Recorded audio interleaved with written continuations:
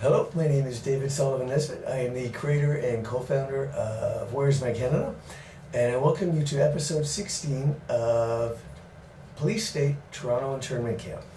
I've got a lot of information I want to go over. The purpose of this is to show you the barbaric, inhumane cruelty that I go through every hour of every day. I was kidnapped in May of 2016 by Bill Blair and former Canadian Prime Minister Stephen Harper.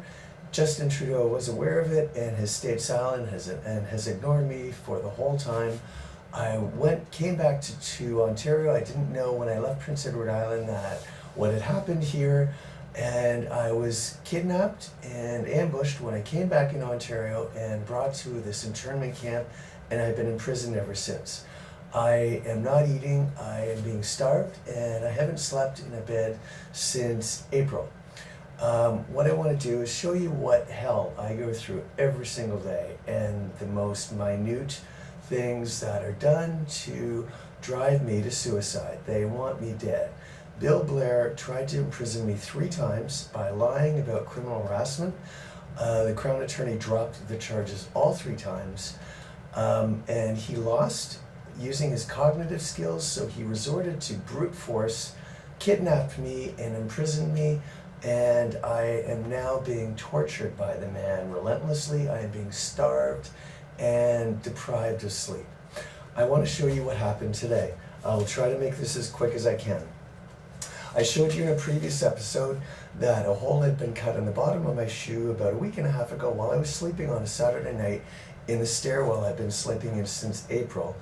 And a hole was cut in the bottom of my shoe so that when I walked, my foot would scrape along the ground, and when it rained, my foot would be soaking wet. I finally did get some new shoes, so I'm very happy about that. Let me tell you what happened today, though. I went to the dollar store to pick up some things, and the woman put everything, it just struck me something was up. She put everything in one bag. Sure enough, by the end of the day, when everything climaxed, it broke. A few days ago I was in there and I bought a carry-on bag, an owl bag. The reason I think of this, and this is just it here, I'll show you this, it'll all come together, I promise. As I left the store, I liked it because it had longer handles, I could put it over my shoulder. As I left the store, I thought something's up, because Talk Show Judy, who wanted me to drop Where's My Canada and run a talk show in Ontario last fall, she told me I should pay attention to owls. Something struck me. Sure enough, I was right. There was something that was going on. Let me tell you today, I left here, I'll show you the place where I am. I left and I had to wait 45 minutes in front of for a Dundas streetcar at 5:30 in the afternoon, rush hour traffic on a Friday. I waited 45 minutes. They do that, they delay buses and whatever, because it's an internment camp, they can do whatever they want. I was scanning videos and editing some things, and people they stalk you and they stand right beside you and stare at you to unnerve you and harass you. That's how violent it is, every hour of every day.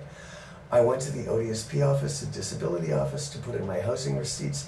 Every photocopier was full, except one. The one that I got to, of course, this was all staged.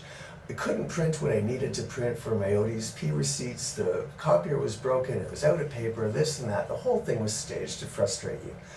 I went to the bus, after that I went to the Toronto bus depot. I had been renting a locker early in the month for $5 a day in the bus terminal to store my winter coat and a few things. I ran out of money and I couldn't get them. I went to the bus terminal a couple of days ago. The man said he would waive some of the fees and I could come to yesterday when I got some money and pay it. So I did. When I was there though, he gave me a carry-on bag, a luggage bag. I thought, this is extraordinarily kind of this man, something's up. And sure enough, there was. I'll bring you up to that. When I left today, I left there and I went and got a plate of vegetables. I'm on a hunger strike because I'm being starved to death. $200 was stolen just a week and a half ago. The hunger strike is not my creation. I emphasize again, it's advertising and marketing.